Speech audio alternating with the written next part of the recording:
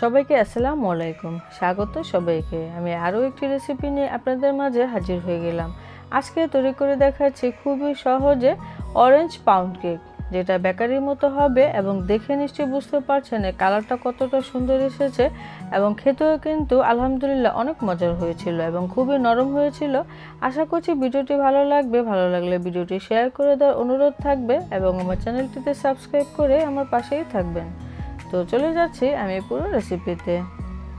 আজকের এই pound cake তৈরি করার জন্য আমি এখানে মালটা নিয়েছি। এখন এই মালটার উপরে যে খোসাটা আছে সেটা এভাবে গ্রেটার দিয়ে হালকা করে গ্রেট করে নিচ্ছি, কোনোভাবেই যেন ভেতরে সাদা অংশটা না আসে, সে কারণে একটু ঘুরিয়ে ঘুরিয়ে গ্রেটারের সাহায্যে গ্রেট করে নিতে হবে। আপনারা দেখে নিশ্চয়ই বুঝতে পারছেন আমি কিভাবে নিচ্ছি। এখানে আমার প্রায় 1 চামচের মতো হবে। 1 চা চামচের থেকে বেশি দরকার নেই, কম হলে কোনো সমস্যা নেই এবং কোনোভাবে যেন সাদা অংশ না থাকে, তাহলে কিন্তু কেক তেতো হয়ে যাবে, খাওয়া যাবে না। এখন আমি সেই মালটাটায় 2 টুকরো করে নিলাম। এই মালটা থেকে এখন রসটা বের করে নিচ্ছি। আপনারা চাইলে জুসারের মাধ্যমে বের করে নিতে পারেন। আমার এখানে মালটার রস লাগবে 1/2 কাপ পরিমাণে। আমি দেখব এই মালটার রসটা নিয়ে আমার কাপে কতটুকু হলো, তারপরে আমি বাকি মালটা প্রয়োজনে নিয়ে নিব। উপরে বীজগুলো আমি ফেলে দিচ্ছি, তারপরে আমি মেপে নিলাম। আমার এখানে 1/2 কাপ পরিমাণে হয়নি, আরও একটুখানি লাগবে। তো আমি আরও একটা মালটা থেকে অর্ধেকটা নিয়ে তারপরে জুস করে নিয়েছি। তো বীজগুলো ফেলে এখন এই কাপে নিয়ে নিলাম। সামান্য একটু কম আছে, এতে সমস্যা নেই, হয়ে যাবে। এখন আমি ব্লেন্ডারে একটি জগ নিয়েছি, এর মধ্যে 2টা ডিম দিয়ে দিচ্ছি। তারপরে দিয়ে দিচ্ছি 1/2 কাপ পরিমাণে চিনি। মিষ্টিটা যদি একটু বেশি খান বাড়িয়ে দেবেন, আর যদি কম খান একটু কমিয়ে দিতে পারেন। তারপরে দিয়ে দিলাম 1/3 কাপ পরিমাণে সয়াবিন তেল। আমি আজকে ব্লেন্ডারের জগে এগুলোকে ব্লেন্ড করে নিব, তবে আপনারা চাইলে হ্যান্ড বিটারের মাধ্যমেও বিট করে নিতে পারেন। তো যাদের বাসায় হ্যান্ড বিটার নেই তারা আমার মতো এভাবে ব্লেন্ডারেও কাজটা চালিয়ে নিতে পারেন। খুব ভালো করে ব্লেন্ড করে নিয়েছি। এখন আমি একটি বাটিতে ঢেলে নিচ্ছি। আমার এই উপকরণ কিন্তু মেশানো হয়ে গিয়েছে। এখন আমি দিয়ে দিচ্ছি 1 চা চামচ পরিমাণে লেবুর রস এবং সে গ্রেট করে রাখা মালটার খোসা। তারপরে খুব ভালো করে নেড়েচেড়ে মিশিয়ে নিতে হবে।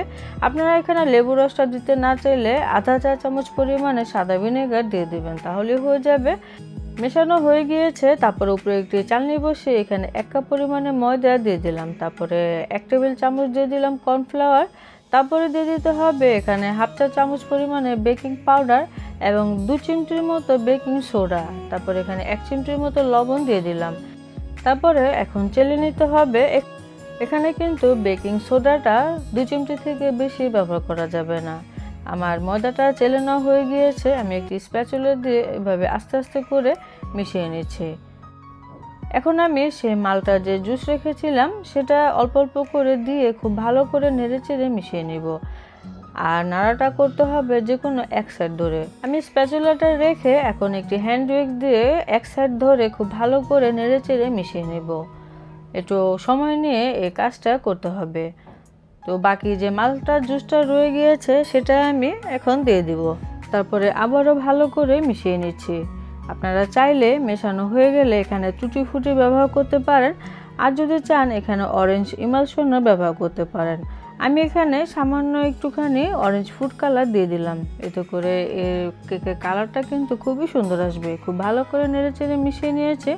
আপনারা দেখে নিশ্চয়ই বুঝতে পারছেন ভেতরে কিন্তু কোনো দানা নেই। আপনারা চাইলে এখানে কিন্তু মোরব্বা ব্যবহার করতে পারেন।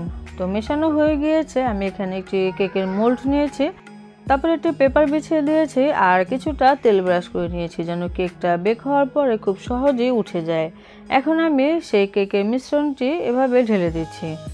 এরকম মোল্ড যদি না থাকে তাহলে স্টিলের বা সিলভারের যে টিফিন বাটি আছে সেটার মধ্যেও কিন্তু এই কেক বেক করতে পারবেন। আমি একটি সাসলেকের কাঠি দিয়ে এরকম করে দিচ্ছি যেন ভিতরে কোনো রকম বাবলস থাকলে সেগুলি চলে যায় এবং এভাবে করে একটু ভালো করে ট্যাপ করে নিতে হবে। আমার একটু কম হয়ে গিয়েছিল, আপনারা ভালো করে ট্যাপ করে নেবেন। চুলায় আমি 10 মিনিট আগেই একটি হাঁড়ি বসিয়ে গরম করে নিয়েছি এবং ভিতরে একটি স্ট্যান্ড দিয়েছি।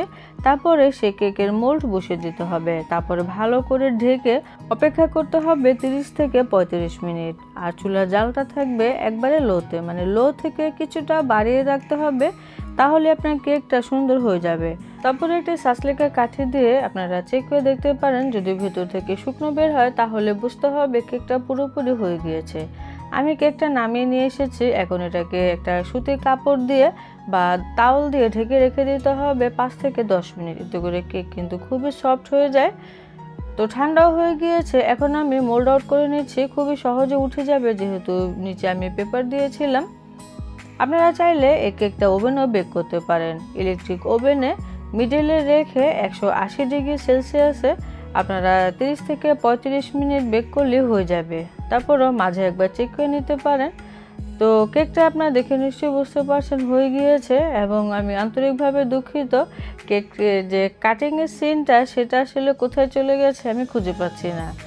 তো কেকটা কাটার পরে থেকে সিনটা রয়ে গিয়েছে। এখন আমি একটি কেকের স্লাইস উঠিয়ে নিয়েছি এবং ভেঙে দেখাচ্ছি কেমন হয়েছে। এবং কেকটা আলহামদুলিল্লাহ খেতে খুবই মজার হয়েছিল এবং খুবই সুন্দর একটি ফ্লেভারও হয়েছিল। আর দেখে নিশ্চয়ই বুঝতে পারছেন এটা কতটা সুন্দর এবং কতটা সফট। আপনারা তৈরি করলে বুঝতে পারবেন। আশা করছি রেসিপিটি ভালো লেগেছে। খুবই সহজভাবে ওভেন ছাড়া এবং ইলেকট্রিক বিটার ছাড়াই চুলায় এবং ব্লেন্ডারের মাধ্যমে আজকের এই মজাদার পাউন্ড কেকটি তৈরি করেছি।